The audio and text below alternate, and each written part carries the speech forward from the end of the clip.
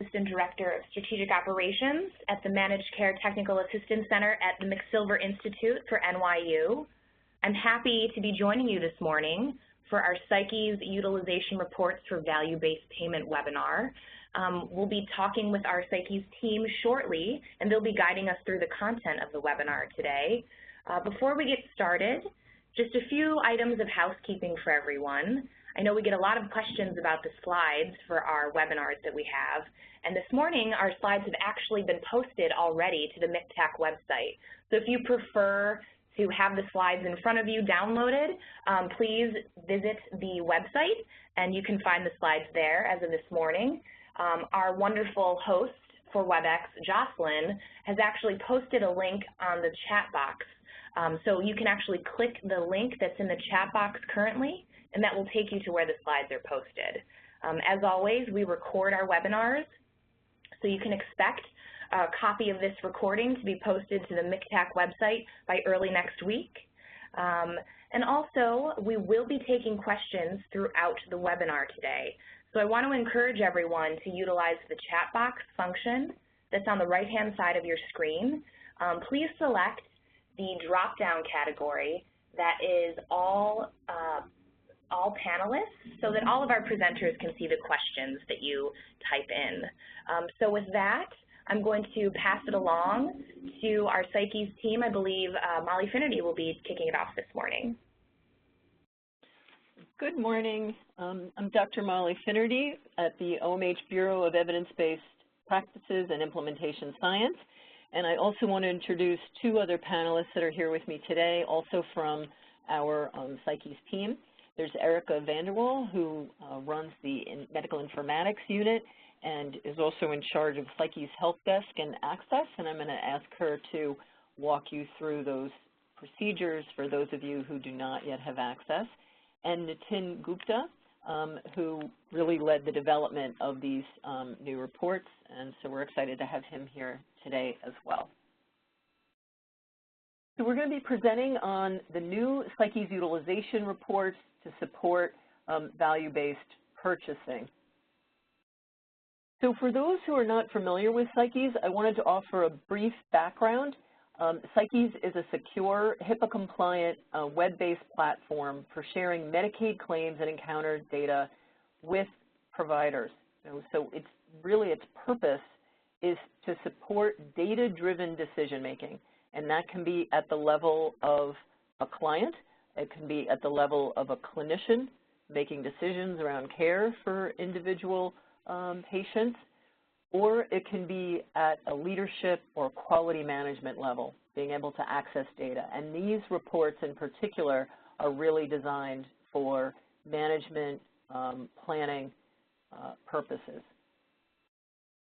There's ongoing updates to all reports in PSYCKES, and some are updated weekly and some are updated monthly. So who is viewable? Who is in there currently? It is not all Medicaid enrollees, but it is all Medicaid enrollees that have had either a psychiatric or substance use service, a psychiatric or substance use diagnosis in any setting, or any psychotropic medication in the past 5 years. And we currently have 6 million Medicaid enrollees, about half of those in the Medicaid database. This includes individuals in fee-for-service, in managed care, as well as dual-eligible Medicaid managed care and Medicaid managed care, Medicare folks. So what is the data that's available in PSYCKES? So all Medicaid data for the individuals that we have access to is presented.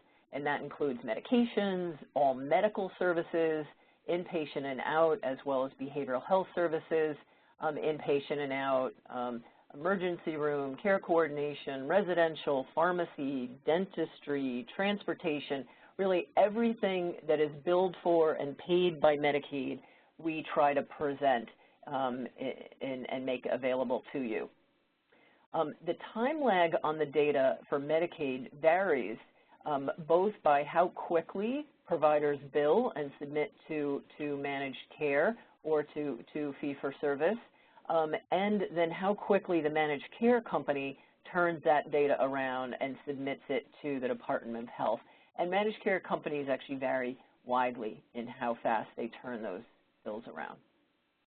We also have an increasing number of non-Medicaid data sets, and these we generally can refresh either with no time lag or no more than a week time lag.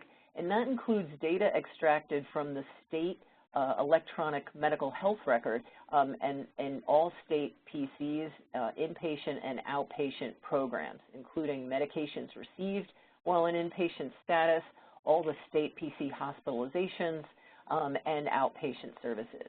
From CARES, we extract ACT information on ACT providers and contact information for those ACT teams. From TACT, which is a database for AOT individuals, we provide, who is the court-ordered provider of record, the dates of those AOT orders, and the contact information for those individuals. From MAP, which is a DOH application and supporting databases, we extract health home enrollment data, and that is refreshed weekly, as well as both the health home and the assigned case management entities. From NIMERS, which is the State Incident Management System, we extract suicide data. And from the Medicaid, the managed care enrollment table, we refresh weekly data on plan assignment, so what plan an individual is enrolled in, whether they're fee-for-service or enrolled, and, for example, their harp status, H1 through H9. What are the types of reports you can get out of PSYCKES? And I think often when people have access to PSYCKES, they tend to use one report type and aren't fully aware of the different types of reports that are available to them.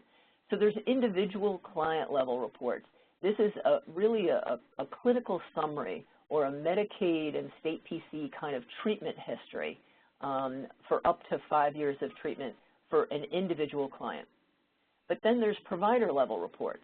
So my QI report will present for any provider the current performance on any quality measures and flags that we have loaded in to the application, and allows you to drill down to those clients that have been flagged for one of those quality concerns. There's also a tab called Recipient Search, and here you can run ad hoc reports to identify a cohort of interest. For example, individuals with diabetes, or those on clozapine, or anyone who's received from any provider 10 or more hospitalizations in the past year, 2 years, or 3, according to things that you select to search on. And then there's PSYCKES usage reports that would allow providers to review who among their staff has been accessing PHI to ensure, to allow for them to do some internal auditing and review of appropriateness. And the brand new reports that is really the focus of this presentation is our utilization reports, and we're really excited to share these with you. These were developed to support providers in their efforts related to VBP, as well as the BHCC data needs. And then finally, there's a tab related to statewide reports. And here you can go in and select any quality measure and review statewide proportions by region of the state, by counties in the state, by managed care plan, by individual providers, and so on. So now I'm going to jump in and talk about the new utilization reports that we're really excited to be able to share with you. This was a sort of a work group, had been working on this for a number of months, both from OMH's managed care as well as MCTAC, and with provider representation, really trying to understand, what is the data that providers need now to help them, and with the understanding that to succeed at value-based purchasing, or many of the new kind of payment arrangements, you really need more and different data than you've used before. So the first 3 reports that were developed based on the recommendations from this work group include one related to payer mix. So this would allow any provider to view who are the plans that my clients are enrolled in, and what are the product lines. And this might answer the question, which plans or product lines should I focus on in an outreach to plans around. The second report is focusing on what we're calling a provider network. So this says, which other providers do I share clients with for what service types? For example, for someone seen, all the clients seen in your mental health clinic, you might be interested to know, where do they go when they have need for a medical ER? Or where do they go for substance use services? Or for their outpatient medical services? And the idea here is to help answer the question, who should I partner with as I think about forming networks or relationships with other providers? And the service setting and volume report is answering the question, what are the services my clients are consuming, either from me or from any other Medicaid provider in the state? So how many encounters per year are clients consuming, and by what service type? So how many at my agency and how many at other providers and in total? And the idea here is to begin to understand the total costs that are generated by an individual client. So as I jump into each one of these reports, I'm going to stop at each one and give you a minute to see if you have a question, because we really do want people to use and understand what these reports are trying to offer. So for people who are PSYCKES users, the navigation is through tabs, and you can see this purple bar on the top are all the different types of reports that are available to you. But this new one that we're focusing on today, Utilization Reports, close to the right margin. If you click there, you'll be taken to this Utilization Reports page, which has 3 tabs within it. And the first here is highlighted as the first report, Medicaid Managed Care Plan and Product Line. So the first column on the left lists all of the plans that your clients are enrolled in. And then it summarizes all the clients who are in any Medicaid Managed Care Plan, and this is as of this week, Then there's a row for Medicaid fee-for-service as of this week, and then lastly, the total of the two. So when you're looking at this report, there's a couple things we want you to understand. One is this particular agency, which is one of you, this agency has served in the last year 6,713 unique Medicaid enrollees. So what we do here is we say as of the date this was run, which is say a week ago or so, how many clients have you served in the past year? So let's say this was run as of for a June 1st report date or a May 1st report date. It would say from then to a full year prior, how many unique clients do we have one or more Medicaid bills for? So who would not be in this number? The client that you did a new intake on last week and had not seen at any other time during this year will not be in the number because you may not have billed for them yet, and the managed care company may not have submitted it to DOH yet. So they will not be in the number.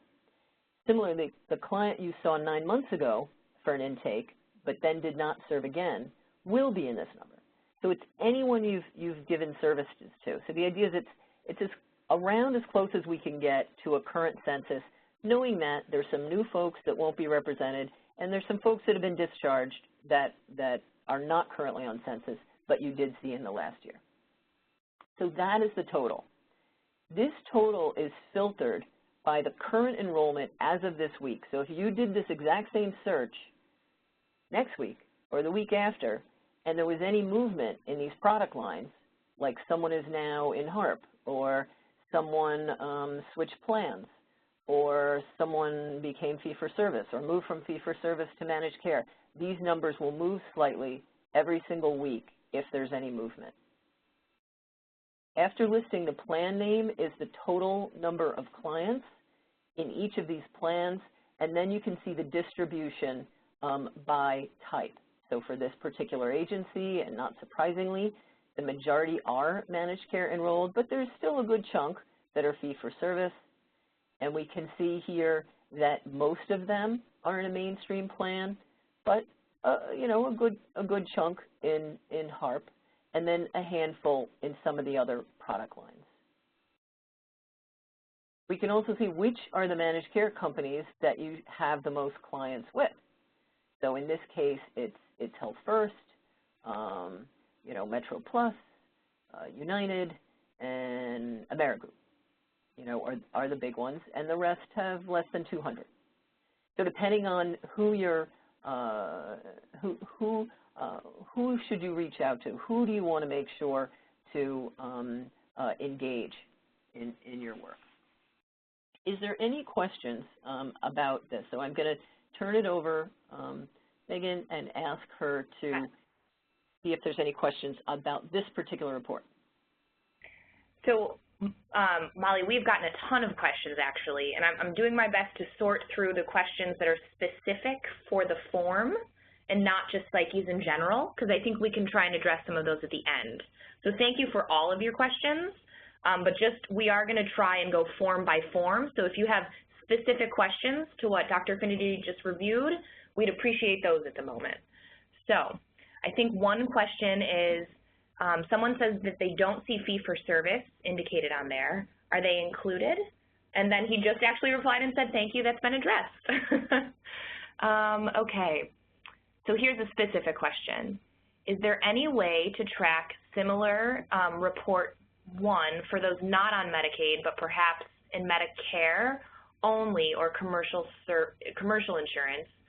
Or is there a way to integrate this data with another chart that shows which proportion of clients are Medicaid managed care customers? So two things. We're going to talk later on in the presentation about filters that you can apply to any report. But one of the filters you can apply is you can say, just show me the people that have Medicaid and managed care, or just show me the people that have fee-for-service. So there's filters that you can apply to every single report that we're going to review, and I'll go in a little bit more detail to those filters.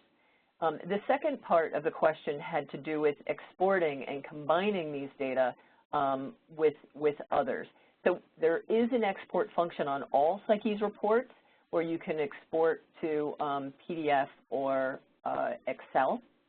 So those options are available.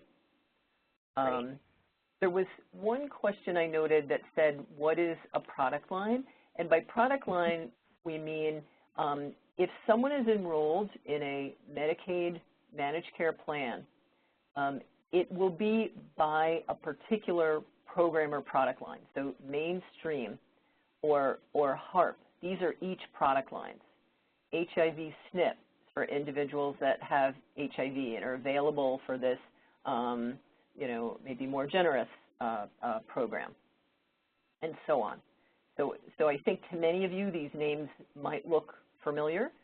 You know, in this particular provider, they have a couple folks in this long-term care, partial capitation. So each managed care company offers a couple different products, and they get paid different amounts depending on the program that the client is enrolled in. So there might be a richer array of benefits that and a higher cost that is paid to the managed care company for the HARP clients than, say, for the mainstream clients. Great. Thank you. Thank you. So I'll take maybe 2 more questions around this form, and then we'll move on. And this might have been covered, but I think, you know, sometimes with these questions we uncover things to emphasize in the webinar. So can an individual batch multiple clients with this form?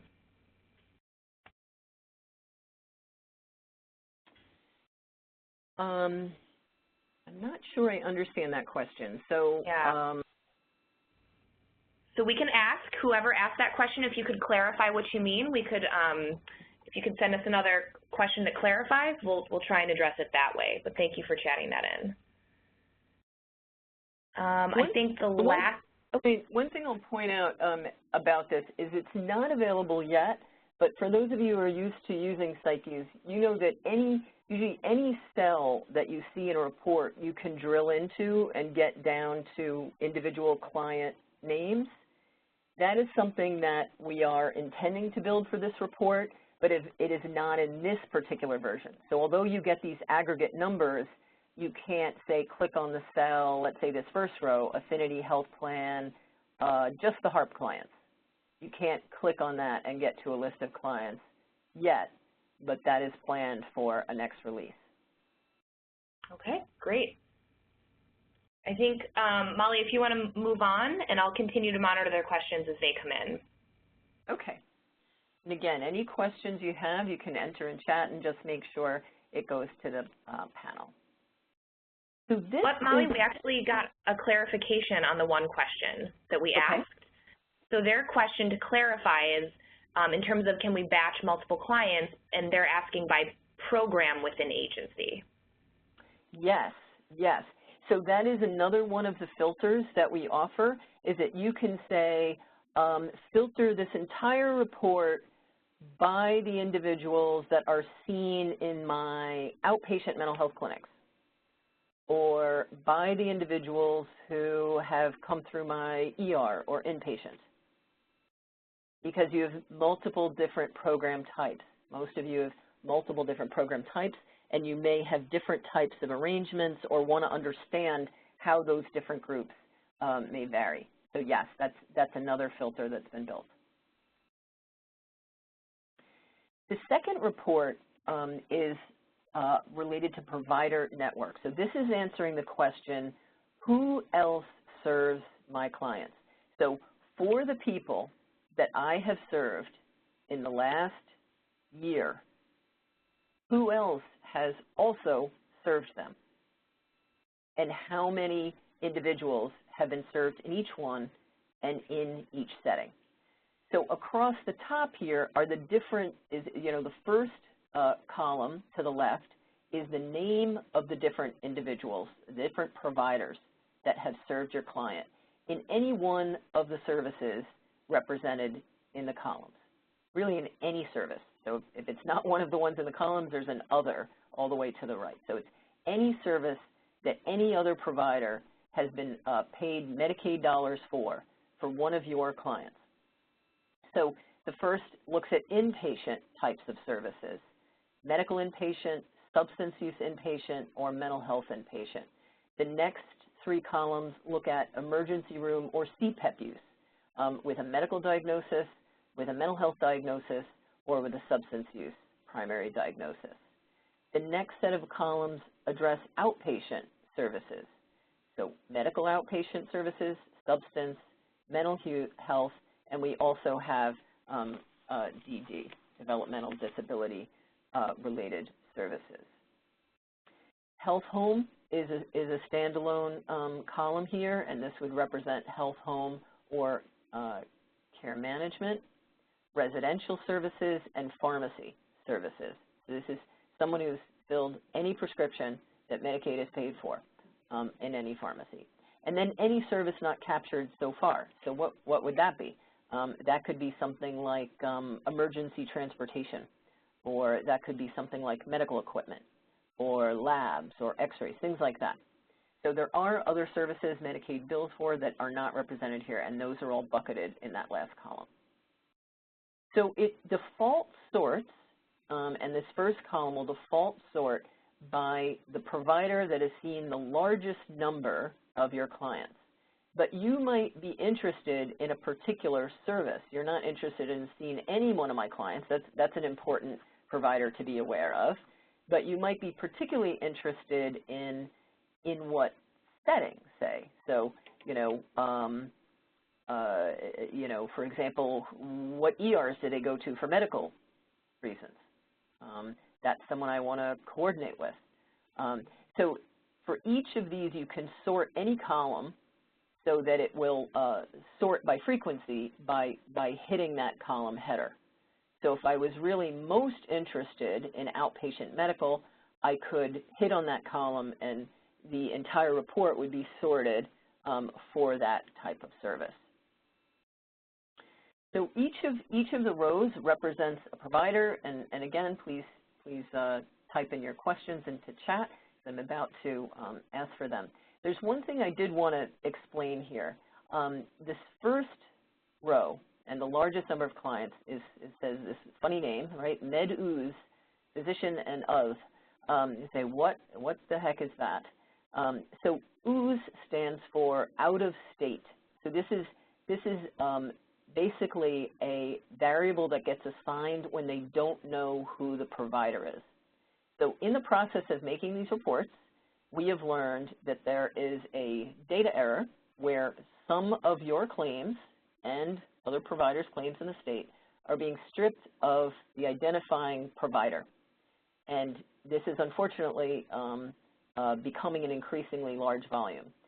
These are really going to be probably you and hopefully proportionally the other providers listed above. So right now we are working on this as a data quality issue, but I would assume that the distribution of these people will both be to you and to the other providers proportionally that are already listed below. So for now, we're working on this. We've made DOH aware that this is happening and are working on fixing it, but I would ignore this column for now. Is there any questions about this report? Yes. So I think to start off these questions, if we could just remind the group of when the release or the go live for this report was. So we're really excited because we just got this out this week. So these are brand new reports that went out with the release that was Tuesday. So these are brand new reports that are available to you right now. So if you have PSYCKES access, or if anyone in your agency has PSYCKES access and you can work with them to get and download these reports, that's something that you can do right now. Thank you. So another question, I think someone wants to confirm how often the information within PSYCKES is actually updated. So these data are updated every month. So we're, again, starting with that first group of clients who are the individuals that have been seen. And if we remember in this previous report, for this provider, they've seen a total of 6,700 approximately individuals in the past year. And of those, almost all have been seen by some other provider, which makes sense. Like if they're filling medications, you probably don't run a pharmacy. They're filling them somewhere else. So the majority of your clients will be here. These data are refreshed every month. So every month we'll look at any claims that happen to make it in so far, and we'll ask the question, where have people been seen? Okay, great. So another question that came in, are MCOs, managed care organizations, able to have a similar view for the utilization reports? Yeah, this is so new. I haven't looked at what the managed care view looks like. Okay. Finn or Erica, you probably are more familiar. Have you seen the managed care view, and what does that look like? Yes, Molly, the managed care plan user will be able to select a provider agency from their filter in order to run these reports from a provider perspective. Great. So right now, some managed care reports allow them to see all the providers that have served any of their members, and it sounds like this is not built like this right now. Again, this is our first hot-off-the-presses version of these reports, but would be interested to hear from any managed care users, if that's something they would need. Okay. All right, I think the next set of questions that I've gotten in are just generic PSYCKES questions. So Molly, if you want to continue with the content. I'm keeping track of all the questions that come in, though, so we can answer them towards the end of the presentation. Okay. The last tab here is service settings and volume. So although the previous one broke out every individual provider and showed you how many of your clients you share, this one collapses all of the other providers in a single group and your services, so that you can see in total how many clients have had a particular type of service in a year's period, and whether it was from you or whether it was from another provider. So in this case, we can see all the service types are in the rows. So starting out with inpatient and emergency room and so on. There's a lot of different service types, and you can also sort those in different ways. Then comes your services. So the first column there is services, the number of unique clients who have received a service from you, and then the number of encounters generated by those clients that you have served. And then the same view for other providers, the number of your clients who have received a service and the number of encounters generated by those clients. And then you can see your unduplicated totals.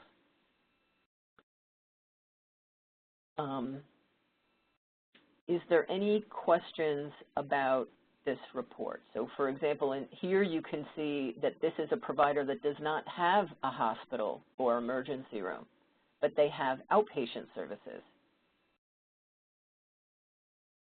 So they have medical clinics, they have mental health clinics, and they have substance use clinics, and may have some other programs that, these are paginated. You can keep scrolling. Some of you may have, 10, 20 program types, all of the program types that you have will be reflected here.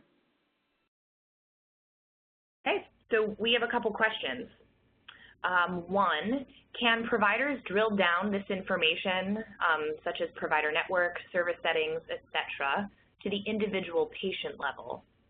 And if so, do we need consent from them, or do they need a quality flag to actually see the patient level data? Okay, great question. Right now, in this release that just came out this week, and our first version of these reports, these are only aggregate data. But what we have planned for next release is that you can drill in and get client names. Now, the question was raised, can I see every client's name? For example, you notice the clinic substance use services row. Can I see those clients' names? You will only be able to see the names of clients according to whether you would already have access to their names. So in PSYCKES, for those of you who already have used, for example, recipient search or something like that, we will give you the name only for your clients for any of these types of searches. So if you would drill in and you say, show me the people that had outpatient clinical medical services from other people. And I could get, that's 3,500 people approximately, and I could go and get the list of those clients, just their name. If, on the other hand, I wanted to see the clinical summary for those individuals, I would not be permitted. So telling you that the person is one of your clients and they had a clinic service, that you can see without consent. Telling you any more about sharing any additional PHI about that client, you will not get unless you already had access, either because you had a consent on file for that client or because they had a quality flag. But their name alone you can get. In the case of substance use, where you can't even see their name unless you have consent, you would only see, even if there's a quality flag, you will not, so if you went to the 105 people, you know who you have treated. What you don't know is the folks that have been getting substance use services elsewhere. So you could click on that, but you will only see the names of people for whom you have consent. Okay, great, thank you. Our next question related to this form is AOT data able to be added to the service setting report? So is assisted outpatient treatment able to be added to this report? So we currently don't have a filter for AOT, but if that's something that seems really important to be able to do, you know, for example, being able to filter the entire report for individuals in AOT, that is something that we could add if there was, you know, again, these reports are for you. And so we have to prioritize adding things based on what you tell us is most important for you to do your work. And so as we continue to develop these, we really like this to be, you know, to hear from providers about their priorities, about what is the data they feel they need. Great, thank you. And again, this is more of a refresher question, Molly, rather than a specific to this form question. But a few people have chatted in. They're wondering if we could just remind folks what time period this information is current as of, meaning I think they want to know how far back these reports are pulling data from. So in the very first report, as we said, it's the people you've served in the last year, and then it's real-time filtered for their current Medicaid assignment, you know, managed care assignment or fee-for-service assignment as of this week. For these second two reports, we've done it a little bit differently. So here we took the same population, that same group of people you have served in the past year. Those are people that are likely still with you, you know, minus whatever churn you have. You know, these are the people you've served in the last year. But when we're trying to understand, you know, what services they got, we took a time frame that was 6 months shifted back so that we could give you a full estimate of their annual service utilization, if that makes sense. So we said, of the people you have right now, if we look 6 months, we take a year's view, but we shift it back 6 months, which is sort of the convention in our state for saying, well, most of the claims are in. Most of the claims are in. This would give you a reasonable annual estimate. And so this is part of the dialogue we want to have with you. What's most useful for you? We could not shift it. We could say, as of the bills that have come in so far, which would give you more of an underestimate on your annual counts, but would give you data that was more recent. And that's always the trade-off. Do you want to know who is served? What do you want to know more? The people that you've seen in the last year, the people that are most current for you, likely on census, right? Those folks, and what other bills have come in from what other providers, knowing that they're not all in yet in the past year, or as the decision was made for this report, let's get a better estimate of an annual count because maybe that's important. Because maybe it's important to know a good estimate of annual count. So here we said the people you are serving right now, but to get a better annual count, we're going to shift the time frame 6 months back so that we get a better estimate of what an annual count might look like at Woodhull or at Brookdale. Great. Okay. And the same is true for this report here. The people you've served in the last year, still taking that same group, people we see a bill for from you in the last year, but then saying, well, to get as good a count as we can, let's shift that observation period for these same folks back a bit. That's why when we said how many people have you served in the last year, it's this 6,700 approximately. And then when we say, well, in this report, how many have been served by you, it's about 1,000 less. That would represent the difference in that turnover in that 6-month shift. You know, so it depends a little bit. Do you care most about having the most accurate counts you can get of these services? Now, you know what you provided. What you don't know is what other folks have provided and how much of those services they're going through, right? Is it most important that you get the best count possible? Is it most important that you get it on the people that you're most recently serving? You don't want to see people you served 2 years ago. You know, so those are some of the trade-offs, and we'd be really interested to hear from you. This was sort of our best thinking as of the day of this release, really interested to hear from you what you really need the most. If it's important to get some rough estimate of those annual counts, this is the best way.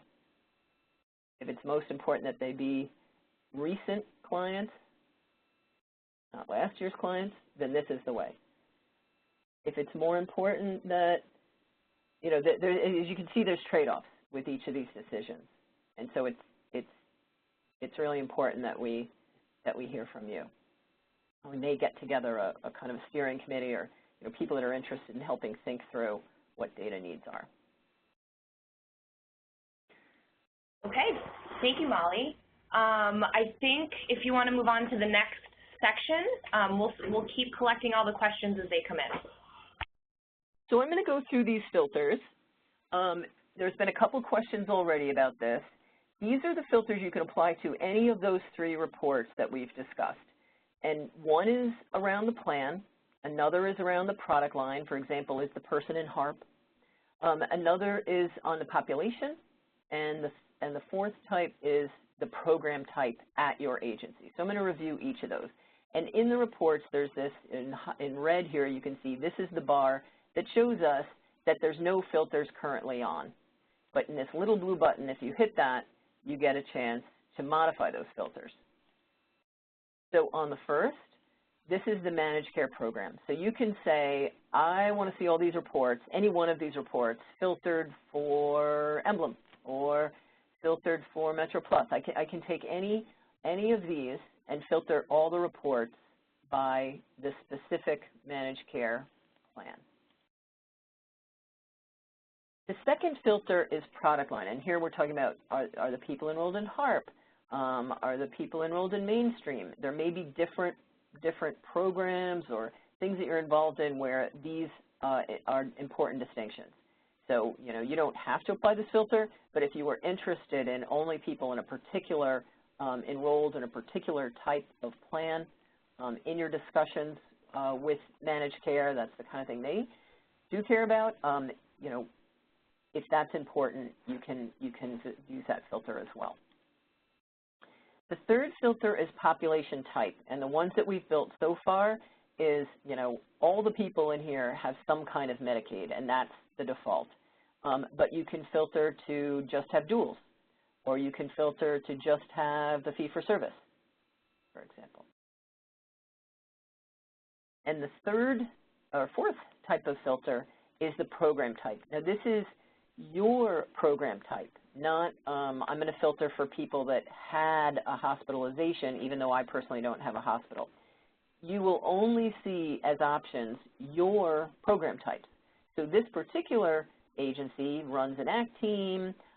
They run both medical clinics and mental health clinics, and they have a day treatment program, and these are all the types of services that they, for example, might provide. So was there any question, and then finally you can do this downloading, which we talked about a little bit, but sort of towards the upper right, you can export anything in PDF, which makes it more reader, if you're going to hand it out at a meeting or pull it up at a meeting, this is a good format. If you need to manipulate the data in any way, Excel is the better format, and those are our download options. So is there any questions about any of these things?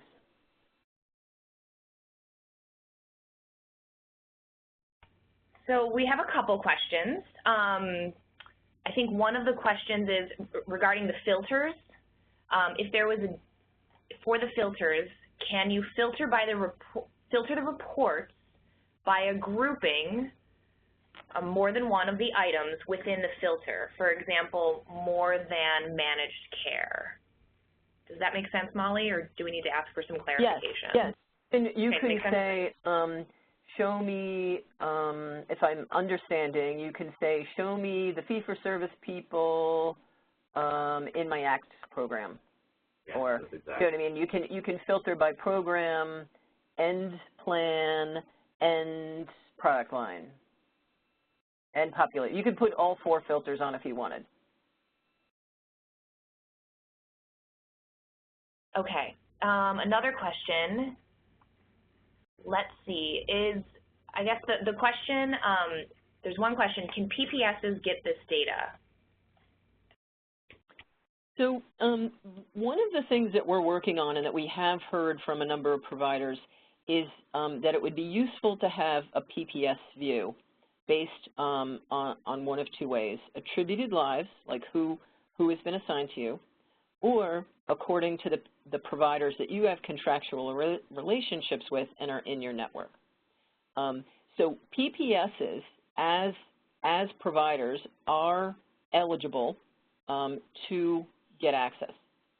So you can get access to PSYCKES, and if you are a standalone sort of PBS business office, that's something that we're working on getting access for you.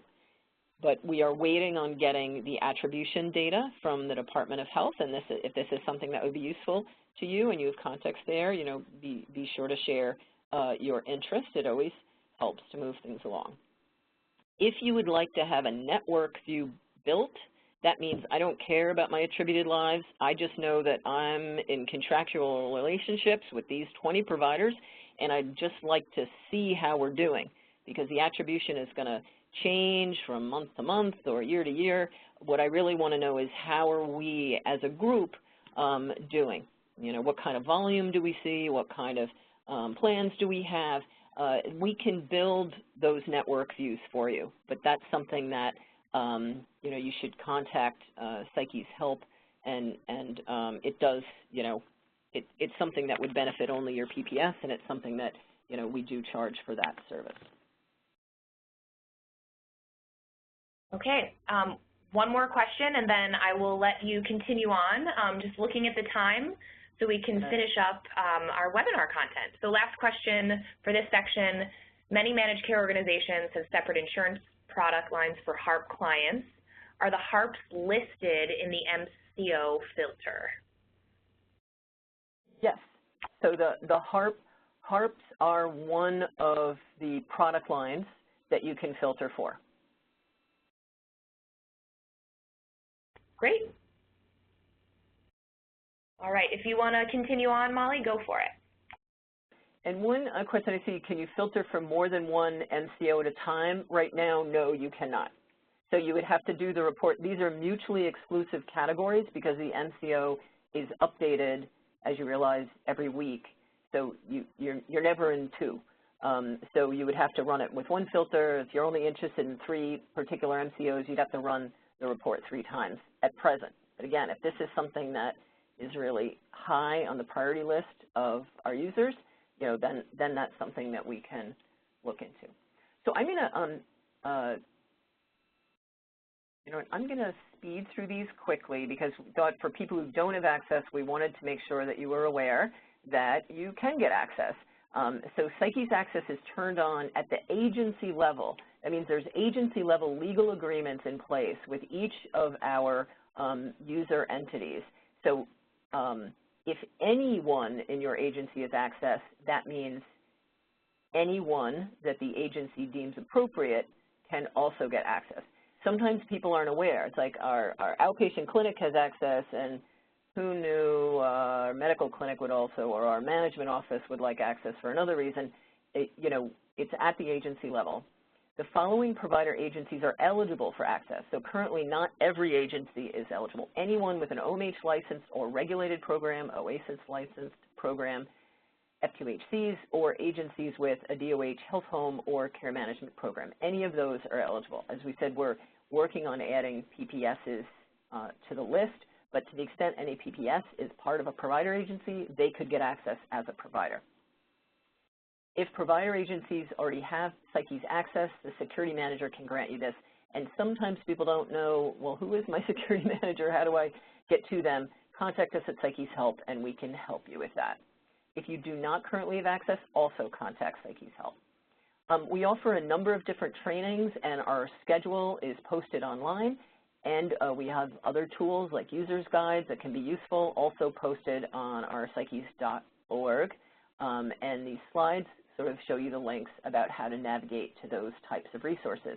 We also post the trainings online. So the number in general PSYCKES trainings as well. We're looking forward to being able to post this training online both at MCTAC and in the PSYCKES. And so now this is how to get a hold of us for PSYCKES help. It's a Monday through Friday, and you can contact us, and that's always your best first point of contact. They are much more responsive, for example, than I am. They're quick. There's someone who's constantly monitoring this and will always get back to you in a timely fashion. We did want to let you know for token issues and getting access to the security management system, that is managed by the state ITS and the health cluster, and that's a different point of contact listed here. So we have just a few minutes left, but happy to stay longer or to answer any questions that we can squeeze in now. We can also scan the questions and write up responses that we can distribute to folks. Yeah, so thank you so much for that wonderful walkthrough of these new utilization reports and PSYCKES. I was going to offer, actually, Molly, for you and your team to put together, maybe we could put together an FAQ sheet. We have had about 60 individual questions, some related specifically to the forms, others related to PSYCKES in general. So I think there's an interest in having some more information about PSYCKES out there. So perhaps we could pull together all the questions and try and circulate them back out to the participants today. I will maybe go through, I think we have time for 2 more questions. So I think one question that just popped up was, can all outpatient data be separated by clinic for a specific agency within PSYCKES? It can be separated by clinic type. So you can say, just show me my mental health clinics, but you cannot say, show me my clinic on 6th Avenue. You can't, if you have 10 clinics, you cannot parse out individual clinics at this time. Okay, thank you for that. Let's see, another question that just came in. Is it possible to include some of the date parameters described in the header of the report as a reminder of what the data represents? So for example, Medicaid managed care plan and product line, clients served by your agency in the past 12 months. Yes. So we have actually done that, and for interest of squeezing it into a PowerPoint, it's not at the header, but it's at the bottom of the page. But if it's unclear, we would love some feedback, and we think we want to move more in this direction of making sure people understand exactly what they're looking at. So there is language. If you log in now, you'll see that there is language on the bottom of the page that describes exactly what you're talking about. These are people you served in the last year, but we're looking at the actual service types and the providers, in a shift, 6 months shifted back. It sort of goes into all those details, and we hope that it's clear and helpful, and if not, let us know. Great, thank you. And then just summarizing and combining a couple different questions. I know you'd shared this before, but maybe if you could just, for our last question, refresh us as to when the PSYCKES 2.0 version, I think is what it was called, or the version where you could drill down to the individual level, when people could be anticipating that being available. Yeah, we're planning that for next release. So that would be early fall. Nitin, do you want to jump in? And yes, that will be in September. September, okay. All right. Well, thank you to our wonderful presenters from PSYCKES and to everyone who participated with your questions. I think there's going to be a little follow-up between the MCTAC and PSYCKES team with a lot of the questions that were really great, but we simply could not cover all of them in the hour that we had allocated for today's webinar. So thank you again for joining. Just remember that the recording will be posted to the MCTAC website, and we're going to share the recording with the PSYCKES team so that they can post it as well. And again, thank you for joining us today. Thank you. Take care, everyone.